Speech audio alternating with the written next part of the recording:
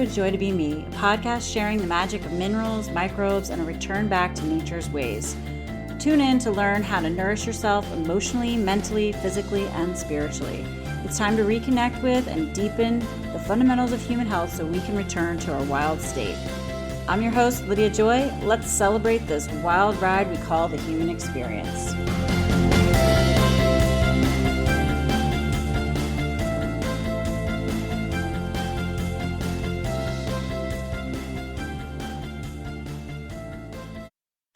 Well, hello, my friends. Welcome back to A Joy to Be Me. I hope everyone is staying warm and cozy wherever you live. We finally got some true January cold winter temps here in Southeast PA. We hit some single digits overnight. We got some snow. It feels like a true winter. I know not everyone is used to the cold. I know some places are getting hit with cold that they're not accustomed to. So I hope y'all are managing regardless. I attended an event this past Saturday in the city of Philadelphia. It was hosted by Microbiome Labs, the company whose stool tests, the Biome Effects I work with in my practice, along with several of their products. Actually, I've been working with them for almost 10 years, to be honest. I'm kind of surprised by that. And the focus of the event was on women's health, and it highlighted everything from fertility, pregnancy, vaginal health, perimenopause, all the menstrual related health complaints of our time, menopause, postmenopause, you name it. It was woven in, and it was a lovely event. I had a lot of little key takeaways, just very enriching, nice to connect and meet some fellow like-minded practitioners and listen to the speakers. It was just great. And I want to weave some of that into what I share today. And in my last episode, I talked about how the health of our mothers sets the stage for our lifelong health. I mean, it's obvious when I say it out loud, but I don't think we're living with that as our really deeply embodied known truth, right? I feel like we have lost touch with deeply prioritizing even just the preparation of our bodies to set the stage within ourselves, to allow our children to have the best, it's just a product of the environment that we live in the world today, right? Where everything's on the back burner around our health, right? It's kind of a last thought until there are major problems. And so today I want to attempt to weave together some of the themes that have come up in the past week since I released that episode and connect some more dots so we can all just really start to prioritize the health of ourselves, our families, our microbiome. Even if we, have a busy, stressed out life, right? Actually more so, especially if that's the case. It really cannot be a back burner issue anymore, in my opinion. And I'm going to give you a couple of really simple takeaways in addition to realizing there is complexity to this. It's not just a quick fix situation, but there are always simple things we can do to build the foundation of our health. So I'm always going to weave that in too. So, all right. Well, in our event, at the very beginning, one of the leading statistics that was shared and brought up was how 80% of autoimmune diseases occur in women. And whenever I hear statistics, I'm always thinking about the other layers, to be honest. 80%, this is in actually already diagnosed autoimmune diseases, right? So think about how many people who aren't diagnosed, right? Because maybe, they haven't found someone to help them figure that out. Maybe they're just in the phase where, it's not to the point of disease state, right? But they're showing plenty of signs of being on their way there, right? And they're just, a lot of people not finding the right set of eyes on their situation to see the deeper immune connection to whatever current chronic health issues they might be having, particularly immune related chronic health issues, right? And, in this case, obviously, we're not in a position to prioritize the prevention that I'm talking about or repair, right? Because it's just a challenge to even get the right care in the first place. So, if you experience chronic immune related issues as a woman, um, you don't need a diagnosis to know that your internal environment needs attention. Right quick, stat, ASAP. I promise it does. Now, I've shared a lot about how I spent the better part of my life dealing with chronic symptoms, and they were directly related to immune challenges and therefore a dysbiotic gut. I've traced it back, very thoroughly, and I believe I had gut dysbiosis like most of my life. And also when I started having kids, and this impacted my kids, right? Now, thankfully, because I knew more at the time, like later on, but I've, obviously been on this journey of learning. I was able to help my kids out sooner than I got help, right? So they didn't have to struggle as long as I did, right? But, I wish I could have staved things off even sooner, right? I wish I knew a lot beforehand so I could set them up even better. So back in the fall of 2020, I chatted with Kiran Krishnan. He's a brilliant microbiologist who at the time was working with Microbiome Lab still. And I wanted him to come on the podcast to teach about immune health because he teaches so beautifully. He breaks down these complex topics and makes them, a lot more understandable and honestly more attainable to like even begin to try to delve into understanding them, right? So I wanted people at that time to get educated if they were open to that is, so they could consider being more proactive about the health of their microbiome due to its role in regulating immune function, especially in light of this whole COVID era, right?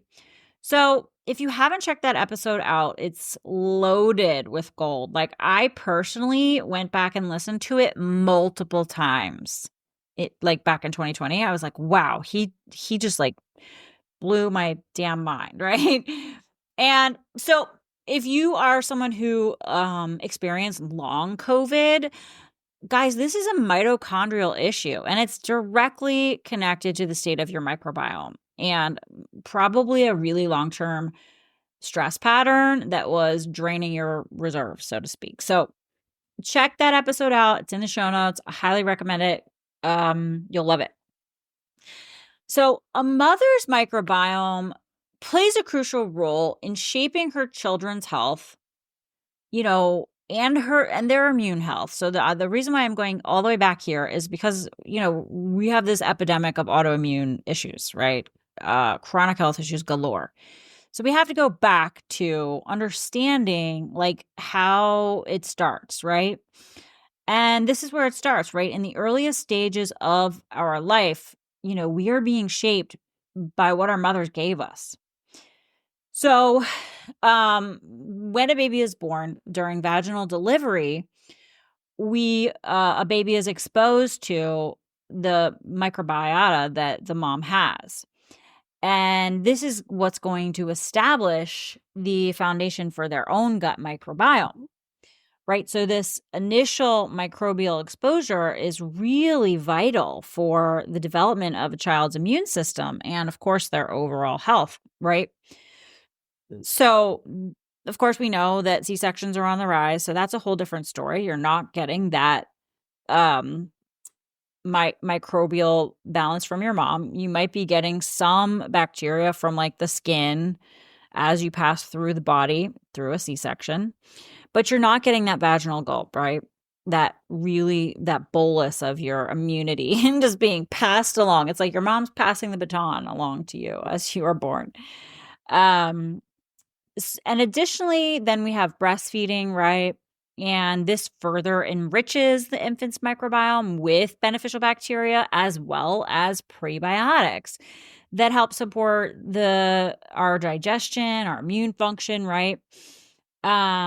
However, when a mom has a depleted or imbalanced microbiome, and there's a lot of nuance to this. I mean, you could have leaky gut, you could have dysbiosis, you could have gut inflammation, you could have, toxins in your, like things that are more toxic in your gut because of the imbalances.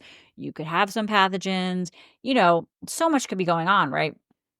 And this can lead to significant health issues for the child of the mother, if that's the case, right? So an unhealthy microbiome can impair immune development, right? It can increase the risk of allergies, asthma, autoimmune diseases. Babies can have digestive problems. They can have colic, right? I had one kid that was like, what do you call it? Like projectile spit up. Oh man. Oh my goodness.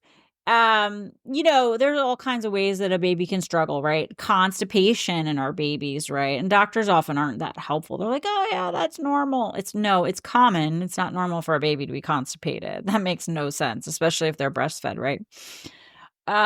Anyways, so all these things, they can also arise from an impaired microbiota composition in the mom, right?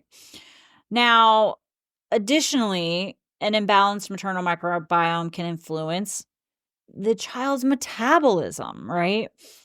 And that actually can raise the likelihood of metabolic disorders later in life, as well as obesity, which we are seeing on the rise.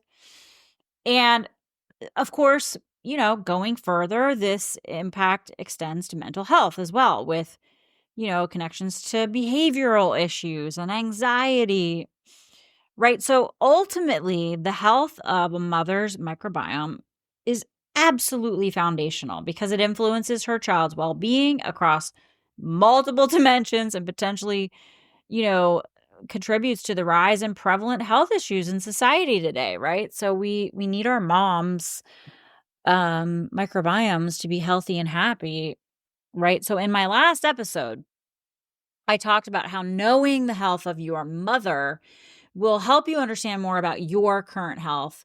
And as a mother, knowing where your body is at will help you know better how it has impacted your children's health. Or better yet, if you're doing this ahead of time before having kids, you're going to be able to set yourself up way, way better.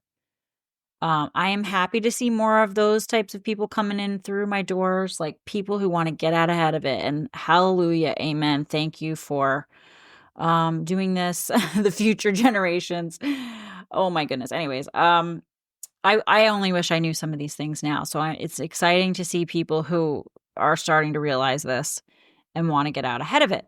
Now, I gave the examples of two of my kids. Like all of my kids had some issues, right? But two of them more so than the others, and how the state of my health at the time of each of those was more extreme. And it directly correlated to the health issues that then ensued for them. And if I had known what I know now, I would have prepared my body better to establish a solid base for my kiddos. As soon as I got pregnant, I started hitting the books, man. I was like, what can I do? Like health was like my new focus. I think that happens for a lot of moms.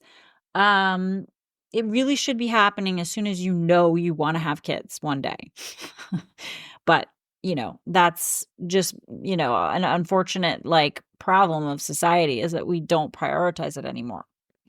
Now, I had to help my kids, like I had to help remodel my kids' microbiomes over the years so that they could avoid all of these like deeper complications that I just shared about, right? And we're still working on some things. Thankfully, none of them have any chronic issues at all.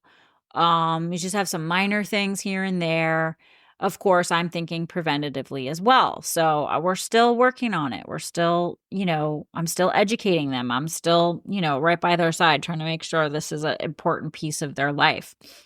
So it's the same thing as living in a healthy ecosystem or being like what a healthy ecosystem should be like, right? So Once upon a time, pre-industry and all this development and the concrete jungles that we live in and the big agriculture, like overtaking so much land and monocropping and tearing up the soil and plowing it and like loading it with chemical fertilizers and not remineralizing it and just creating a less hospitable environment, right? That is not a healthy ecosystem. A healthy ecosystem is one that flourishes and is teeming with life, right? So we cannot assume our microbiome is truly a healthy ecosystem in these modern times, which means neither will our kids be.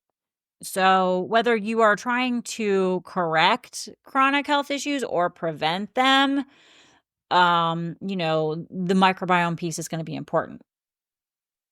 So last week, uh, I one day I was like, all right, I had my day mapped out. I was like, one of those days you're like in the zone, you're in the flow, you got everything is just going right. Right as rain, you're on top of your game. I go and I get in my car and I'm ready to run some errands, and my car wouldn't start.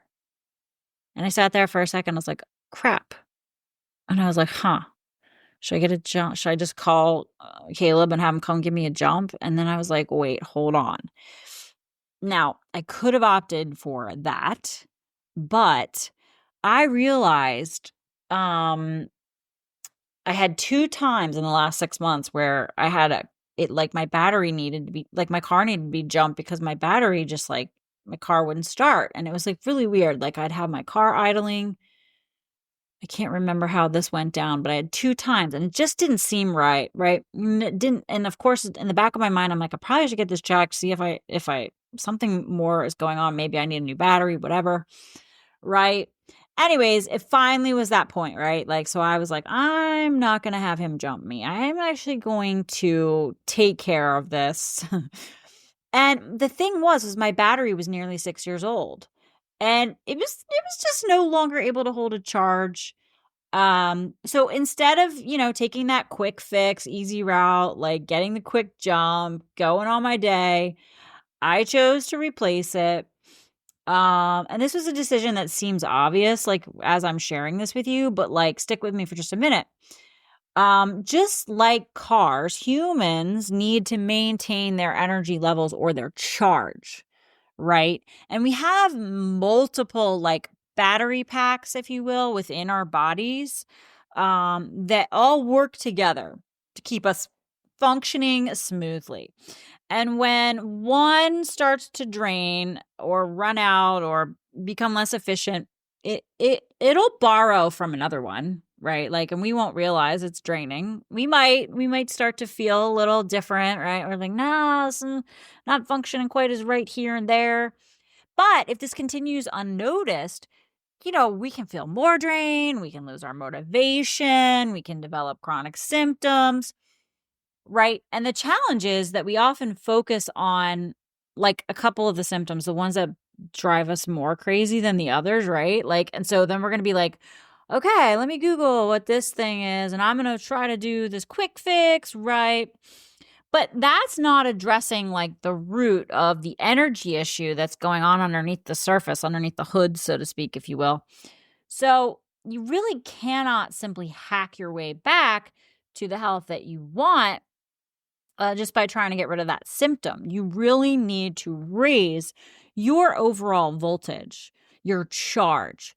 Like without a fully charged human voltage system or without all your batteries within your system fully charged, you're not going to run. You're going to stall out. You're going to not function as optimally. Things aren't going to work as right. You're just not going to run. So as you've heard me say time and time again, all the potential root causes of our health issues are not just about like a diagnosis or a malfunctioning part of the body. Like even if you got a diagnosis of an autoimmune disease, there's more to the story, right? They all stem from an environment that hasn't supported your core needs and voltage requirements. So, like I said, our bodies have multiple batteries to help us with energy storage, electrical potential. I talked about this in my episode, What is Body Voltage and Why Does It Matter? And I was really emphasizing the importance of maintaining the electrical integrity of your whole system, right? So you stay healthy and you're vital and you're like, I'm on it. Life is good, right? Now, the microbiome plays a crucial role in supporting these energy systems and overall health, right? And I want to talk about how it contributes to a couple of key, like battery packs, if you will. And I think I may have said something about this in the last episode. If you fix the cell, you get well, right? Maybe you've heard that in the health and wellness space somewhere. Right. And it is a really huge piece of the mineral balancing work that I do with my clients. And we're using like the hair tissue mineral analysis. We're really looking at like this cellular level of what's going on in the body, like at the effect of long-term stress and how it's drained the body systems. And now there's like this cellular picture that we get. Right. So we're like really trying to fix the cells in that work. But the microbiome also plays a huge role too. And so, in order to recover your health and recharge all your battery packs and stay well, you got to heal the cell membranes, the mitochondria. They both help with our overall charge, along with our entire nervous system and our muscles. So, first up, we've got our cell membranes, right? Like these act as these capacitors. They store and maintain voltage across the membrane. So a capacitor is like a small battery that stores energy. So in the context of cell membranes, you can think of the cell membrane as a barrier that helps keep everything inside the cell stable and functioning well. So just like a capacitor can store and release energy when needed, cell membranes can hold on to electrical charge. And this charge is important for the cells to be able to communicate with each other, to carry out all their functions. And if the cell membrane is healthy, it can effectively manage this energy, right? And so that's gonna allow the cell to stay active. It's gonna be able to respond properly to signals. It's gonna let things in, get things out, right? So that's what a healthy cell membrane does. It acts like a good capacitor. It stores energy well, supports communication, right? Did you know the human body is approximately made up of 37 trillion cells? This number can actually vary between individuals, but it gives you like an idea of like, holy wow, we have a lot of those guys. And, they all are working together to keep our bodies functioning. Right. So, the microbiome helps to maintain the integrity of our cell membranes. And how it does this is it provides short chain fatty acids, right? And the way that we get these short chain fatty acids is through the fermentation of dietary fiber. So when we eat fiber, our gut eats that fiber and makes short chain fatty acids. And the short chain fatty acids enhance the energy efficiency of our cells, and they support that cell membrane health, right?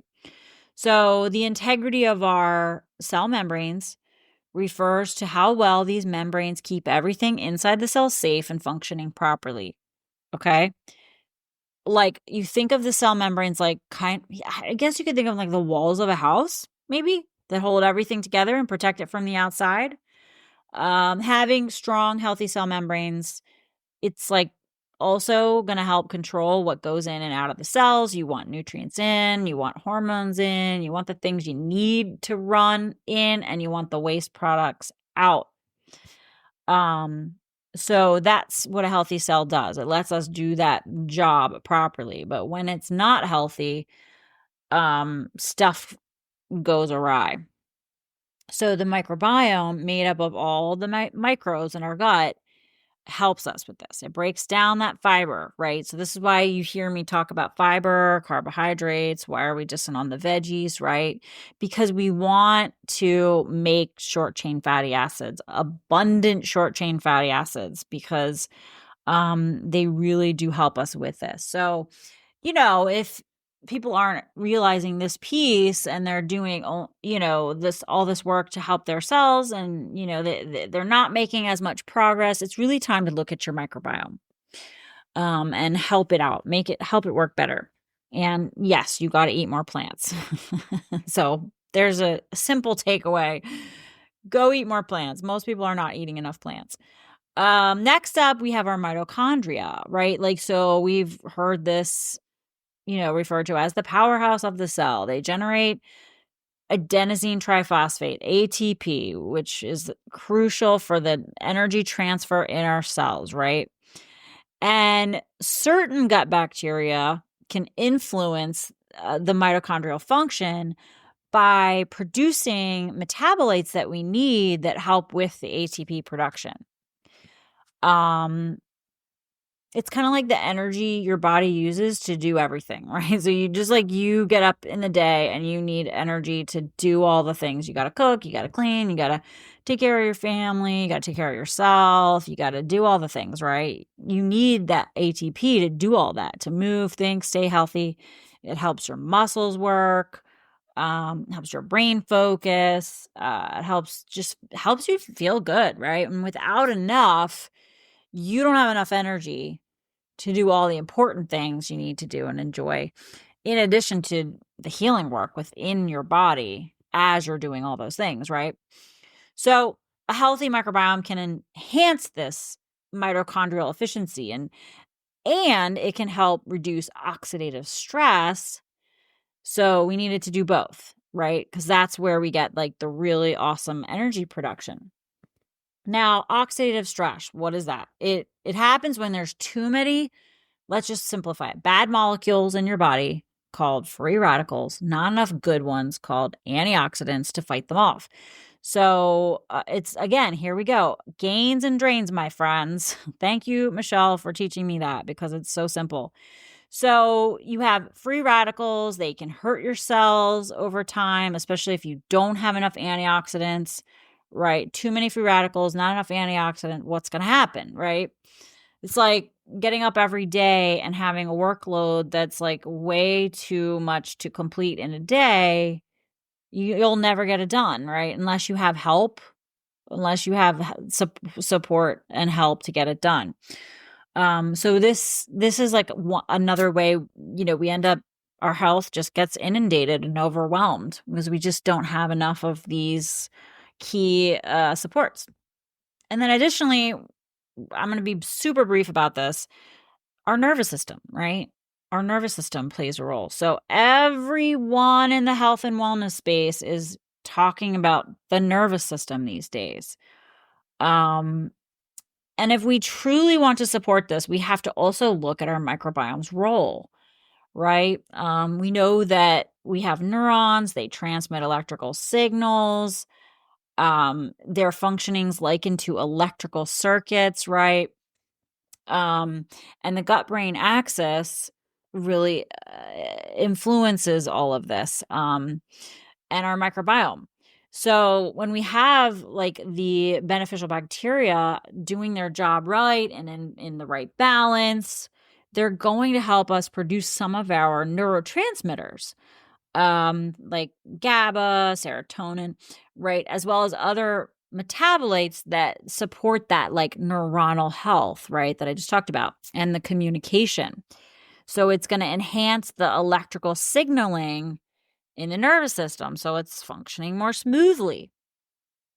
Right. So I've seen a lot of microbiome tests where, we have a couple of key markers that like make up our psychobiome, if you will, and they're just not, they're either too low, too high, way out of imbalance because the microbial population is, right? So you could have too little of one microbe, too much of another microbe. One microbe likes to eat one thing, the other likes to eat another thing, and there's not enough of the things they need. Too much of this one, not enough of that one. It could just like creates imbalances, that swing wildly. And it really affects the nervous system, the neurotransmitter production, right? Your signaling, your wiring.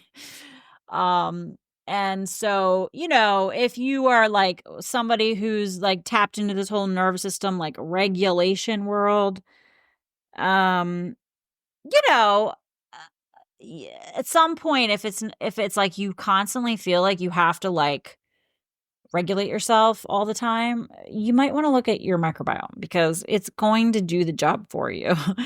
And it's probably suffering. And, learning how to like create hacks and stress relief practices and tuning in and all of that stuff is really helpful because it can help you reduce your stress. It can help you manage your stress better.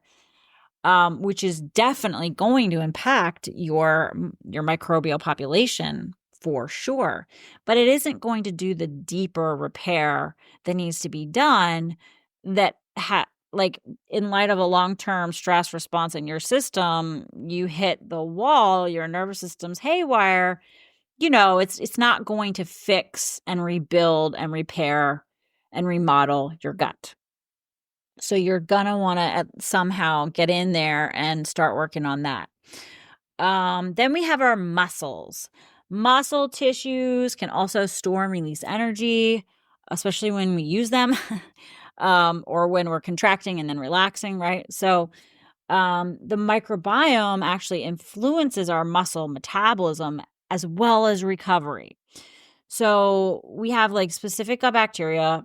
They produce compounds and they affect the muscle growth and repair, as well as the energy availability during physical activity. I actually had a case study this week, and we were reviewing her microbiome, and she's a college athlete. And there was some signs of good bacteria that really will help her with her ability to have enough energy and stamina as an athlete, which was really encouraging to see, even though there were some things that were, less optimal there. That was a marker that was really neat to see and make the connection to. So overall, when we have a well-balanced, very diverse, when I say diverse, I mean like you have plenty of species, a variety of species, they're working together versus like swinging wildly all over the place, right?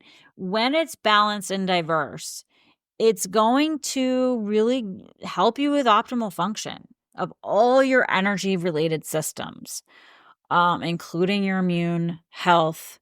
And this is what we want. This is what we want in place for all of us so that we are staying out ahead of all these major prevalent issues of our time, right?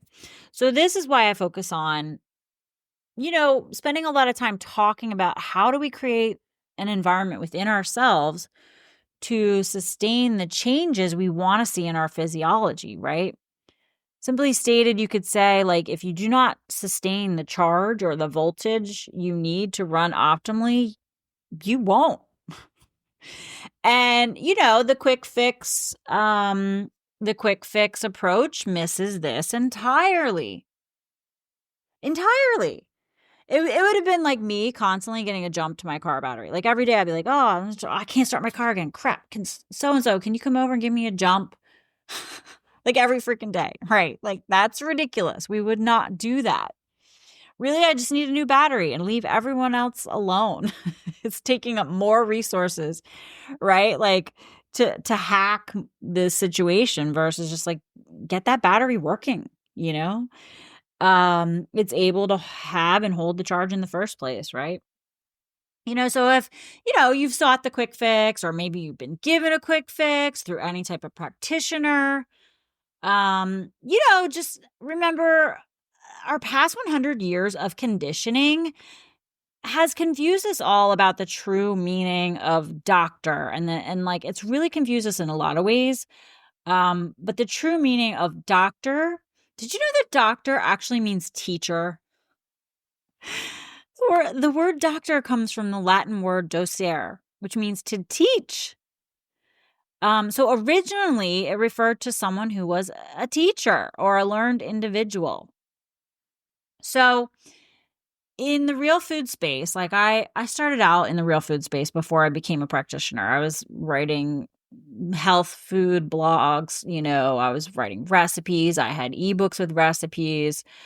The real food space was how I got into all of this, right? And especially if you're in the ancestral world or you run into the work of Weston Price, you would run into this quote. The doctor of the future will give no medicine, but will instruct his patient in the care of the human frame, in diet, and the cause and prevention of disease. All right. So, in light of how things have gone down the entire time we have been alive, we have to reckon with the fact that this has not been the case. And, you can have all your feelings about that. I mean, certainly it is angering. And there's a lot of grief around this once we really, really see it. Okay. So feel those feelings. It's immense. I'm not going to lie that the brevity of this isn't a big deal. But once you do, and as you do, and might continue to do, please recognize in light of this, not to rely on our medical system to promote this approach. I mean, maybe it'll swing in a good direction. I don't know. Our current economic system is centered around an agenda. It's centered around sick care. It's not centered around wellness. It doesn't care about that. It cares about completely different things, right? And this is hurting our collective health when we continue to put our reliance on it. It's like that whole saying of like, what's the definition of insanity? Doing the same thing over and over, expecting a different result, right? How many things can we say this about, right? But seriously, when we continue to put our reliance on a system that really it's not going to do what you need it to do, you're putting your reliance outside of yourself. You're putting your reliance on someone else. You're putting your reliance on an expert, an authority, a guru. Right? It's really up to each of us to seek practitioners who are willing to teach, who spend their lives dedicated to understanding all these nuances apart from this capitalistic system we are in.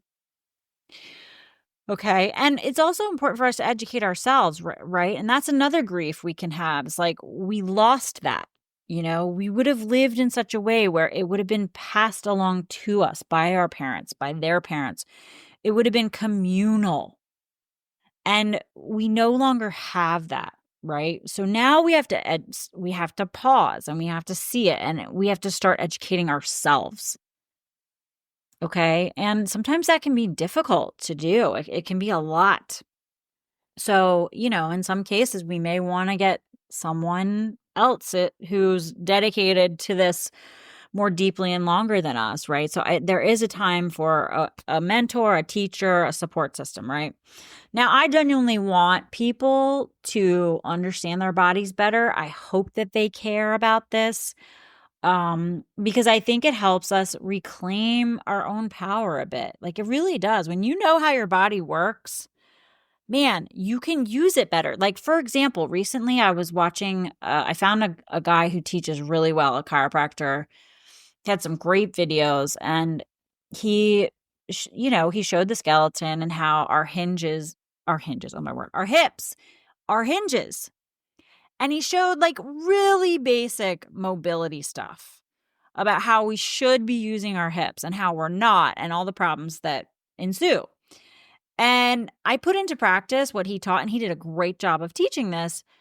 And as soon as I started practicing that, within days, I was noticing a difference. Within a week, I was noticing even more. Within 2 weeks, I was like, holy moly, this is amazing. Now I know this. Now I can use my body differently. Now I can get out ahead of things and avoid these problems that he was talking about. That's what I'm talking about here. Like when we know these things, we can do better. Right. And so this is like a more co-creative versus top-down path that I'm talking about here. We can align with people and have them support us on our health journey.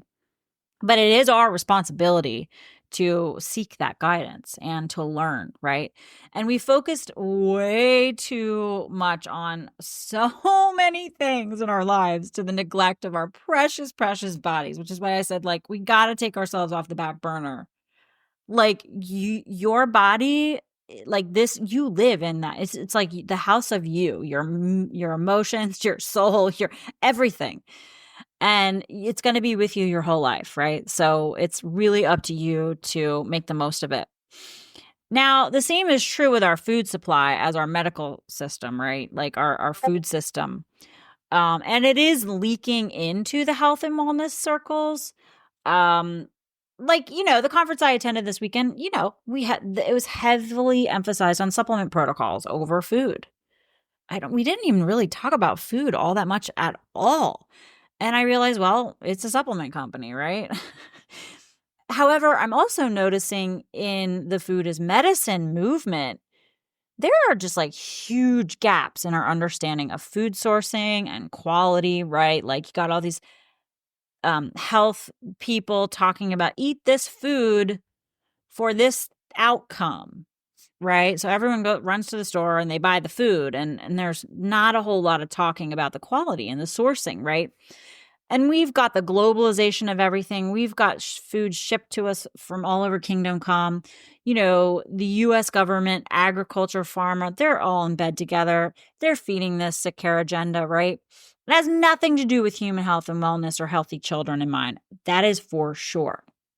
And because of this, our microbiomes have been compromised, right? So one of our best steps, in addition to the education I talked about, our learning our bodies, is getting educated about our food and learning how to source better quality. I've talked about this a lot on the podcast. You can go back and listen. I'm here trying my best to educate you guys. I hope you are appreciative of it and doing other research too, right? But I feel like if we can start local, right, we can actually meet more of the farmers growing our food, right? You can visit their farms, you can ask questions, right? Usually they encourage that.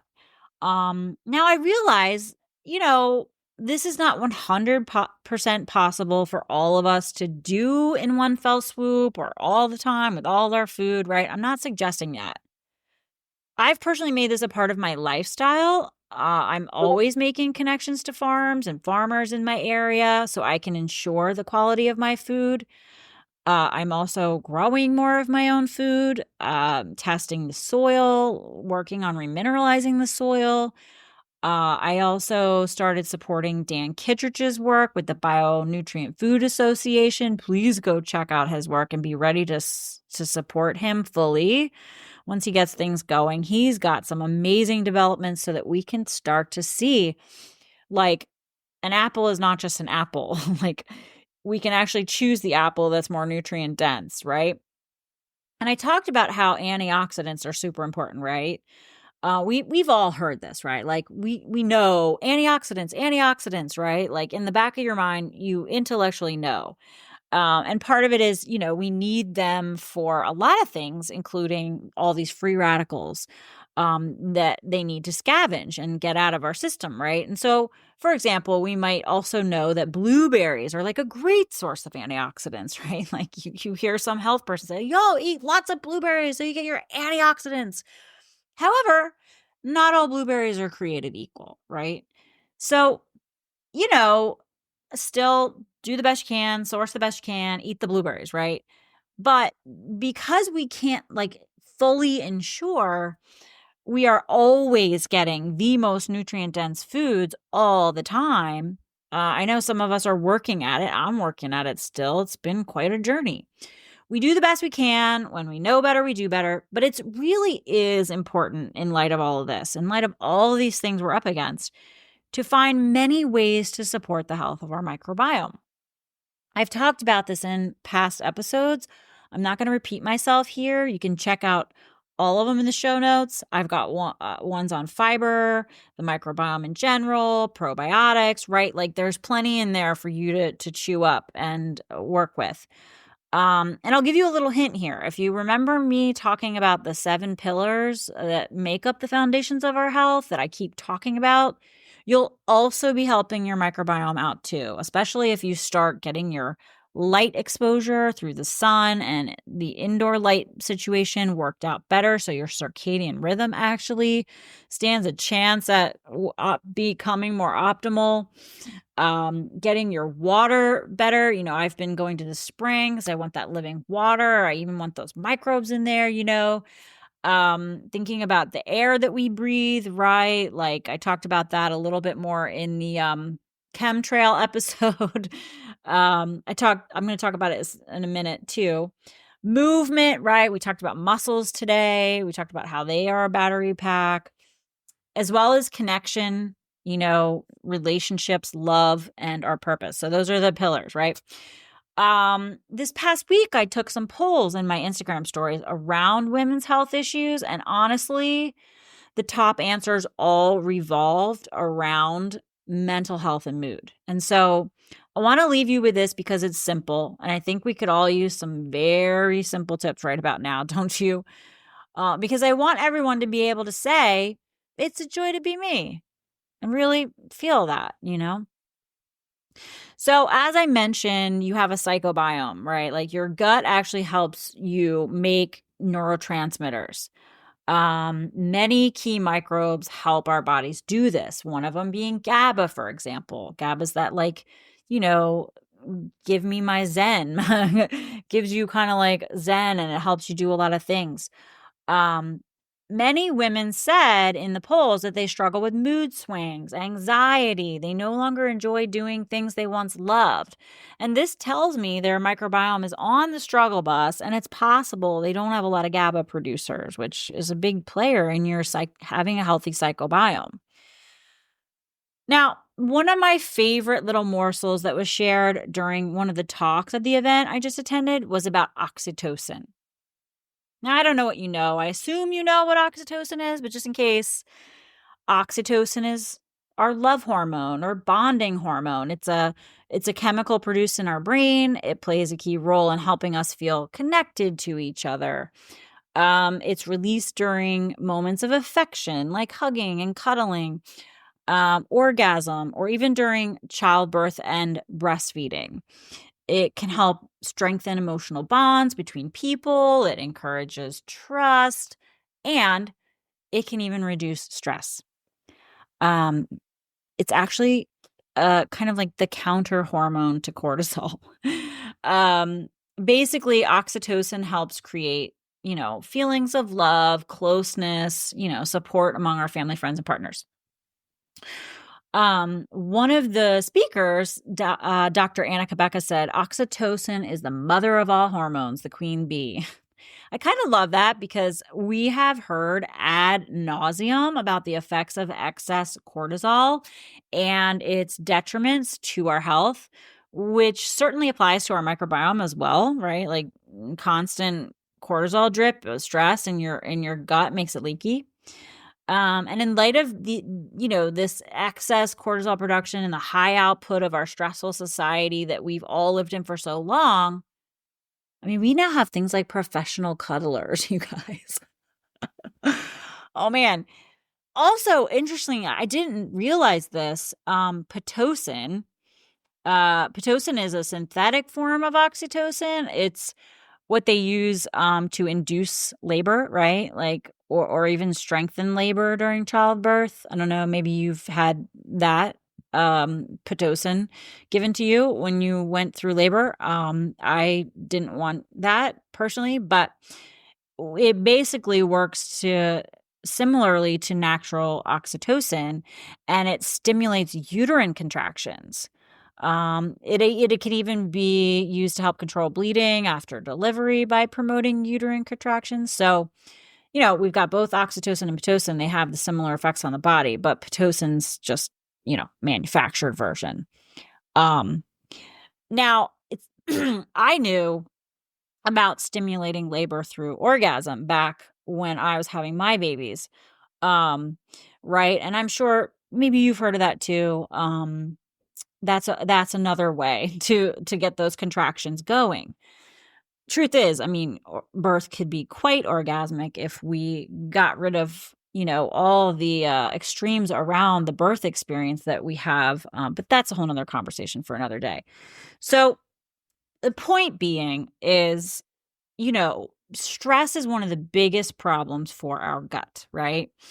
And our nervous system that we're all trying to regulate these days, right? So, who doesn't want more cuddles or hugs? I mean, who doesn't want that?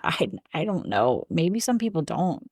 Maybe they need more hugs to, want more hugs. But that said, cuddles, hugs, physical connection, um, you know, even getting a massage, really, guys, could be helpful, So, and I'm talking quality over like quantity, like, not just as like quickie little pat hugs, like, the good ones, the long ones, the kind you just settle into and you start to soften and you meld into and you notice your breathing relax. Really, they have physiological impacts on us. So, take your hugs seriously, you guys. Not so seriously that it's like a mental thing, but so like, maybe at the end of a long, stressful day, instead of, reaching for a glass of wine or, smoking some weed, right? Like, how about some good old fashioned hugging or cuddling your pet? Or even just finding a way to laugh. Honestly, I think more of us need this anyway. So maybe start offering more hugs and asking for more hugs. See how it goes. See if it helps you out in the stress category. Another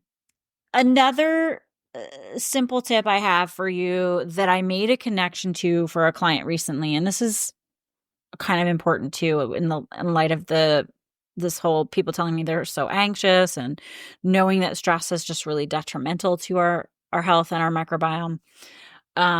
With anxiety, there's obviously variances here in anxiety and how it can show up in someone. Generally speaking, anxiety is essentially your cells not getting the oxygen they need. And this is closely linked to the health of your microbiome, right? Because chronic stress triggers our fight or flight, leads to shallow breathing, it tightens the muscles around our chest and our diaphragm. And then the shallow breathing means we're taking in less air and in turn less oxygen, preventing our cells from functioning properly, right? And when our cells lack oxygen, we can feel fatigued and anxious.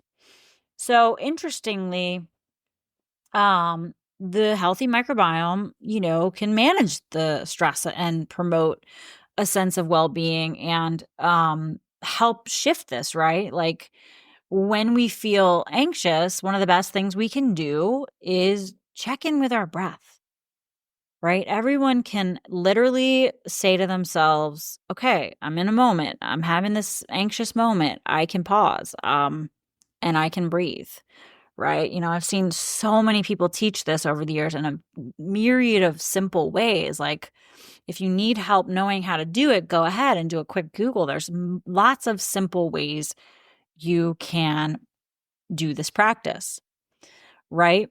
Now, if you're someone who is struggling with breathing issues in addition, such as like you're a mouth breather at night, right? A lot of people are trying to learn how to train themselves out of that these days, thankfully. Or maybe you have a lot of nasal congestion, or maybe you have a deviated septum. You don't necessarily have to go and get surgery to have to be able to like help yourself through this right now. But I do think addressing that can help with your stress levels and your mood when you recognize it, right? So recently I had a call with somebody and we're just kind of like talking through like, why are you waking up every night? What else is going on? Like, what is the stress that your body is perceiving? And one of the things that we think, and I'm waiting to hear back from her because this has been the case for me and other people, was right now in the winter, it's really dry in many people's houses, right? Especially when you're cranking the heat, you got forced air. It creates a really dry environment. And some people are getting drier in their sinuses, therefore stuffier. And perhaps if you already have like a deviated septum where one side gets a little more clogged than the other, which is like a percentage loss of breathing capacity. So again, not getting the oxygen to your brain, right? this could be a piece of why you feel more stressed and maybe, anxious or not be able to sleep, right? So I did talk about that in my episode on chemtrails. I talked a lot about sinus care and strategies that you can use to take care of your sinuses so you're breathing better. But there are lots of simple things around teaching yourself to breathe better that can help you out no matter what. You don't have to go get a surgery. I mean, you might at some point, but day in and day out, these little things that you need to do help you in a lot of ways. So that said, take care of your breath. I'm going to take a breath now too. I just get so excited about sharing all this. All right. Well, I hope you found this helpful. I hope you understand your body better after hearing all of this. And I hope you found a couple of things that you can walk away with and actually work on to take charge of building your health from the foundation up. Now, if you're someone who wants and needs deeper support for your current set of health challenges and you align with what I shared today, please check out how you can work with me. The microbiome has now been at the heart of my work with the clients that I'm working on right alongside, the mineral balancing piece. We're looking at both pieces to get this deeper kind of like picture of what's going on foundationally so we can do that repair work, right? I just believe there's so much we can do to deepen our wellness journey. And sometimes it really does take investing in high level support so we can just get a much clearer picture of where things are at for us and where we need to direct our attention, right? So if you have the time and the commitment, and willingness to invest right now, you can learn more about working with me on my website, lydiajoy.me. You can also check out the link in the show notes. And I just want to thank you all so much for tuning in. Check out those show notes for any links mentioned in the episode. And I would love it if you enjoyed the show, if you could leave me a review on iTunes. It really helps me out, as well as sharing this episode with anyone else that you think might find it helpful. All right, guys, until next episode, stay wild and well.